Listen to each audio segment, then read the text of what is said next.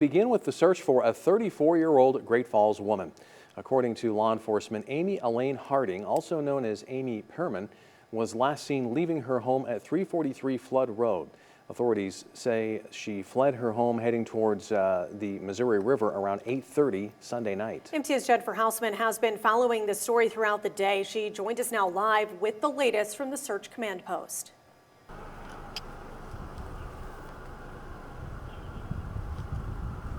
That's right, guys. We're taking a look right now at the scene where Amy was last seen. And according to Cascade County Sheriff Jesse Slaughter, sheriff's deputies arrived here last night around 8:30 in response to a 911 call about a disturbance. According to Sheriff Slaughter, Amy had gotten into an argument with her boyfriend, John Van Gilder, and allegedly assaulted him before taking off towards the river. Van Gilder told police Amy was not dressed for the weather, wearing only a long-sleeve shirt and yoga pants.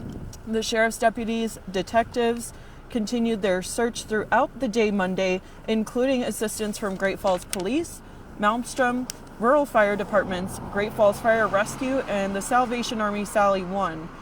Sheriff Slaughter also said that the search was initiated almost immediately due to the circumstances. At the point that our initial search did not, find her, due to the weather conditions and her not being dressed appropriately and due to the environmental conditions we were in, that she was a missing person.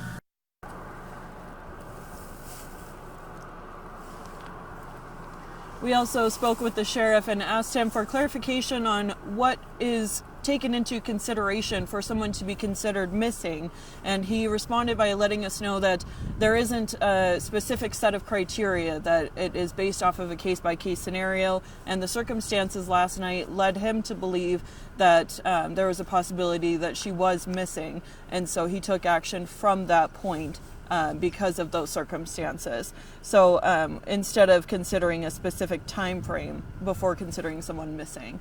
Tam and Shannon, back to you at the desk. All right, thanks, Jennifer. Now, Sheriff Slaughter also said that they have seen an outpouring of support from the community of people wanting to help in the search. At this time, he has stated they will not be enlisting the help of the public, but if that changes, he will issue a press release to notify everyone how and where they can help. So the weather, as we heard Jennifer talking about, was a consideration in the search and rescue response for Amy. Even though our temperatures really have been warmer than average, those overnight lows have been dropping to near freezing. So Brandon, it's definitely been cold enough to be a cause for concern. Yeah, definitely cold enough to be a problem, especially if someone isn't really properly dressed for the weather here. I want to take a look at some of the current or some of the conditions from last night. We're going to start at about 9 p.m. when that incident happened. 37 degrees the temperature when you factor in the wind, which was a little bit breezy last night. Felt like 29 degrees as we kind of step forward here into the morning. This morning down to about 34, so pretty close to freezing when you factor in that wind, 25 degrees. So again, definitely cold enough to create some issues out there. Unfortunately, we're going to jump ahead to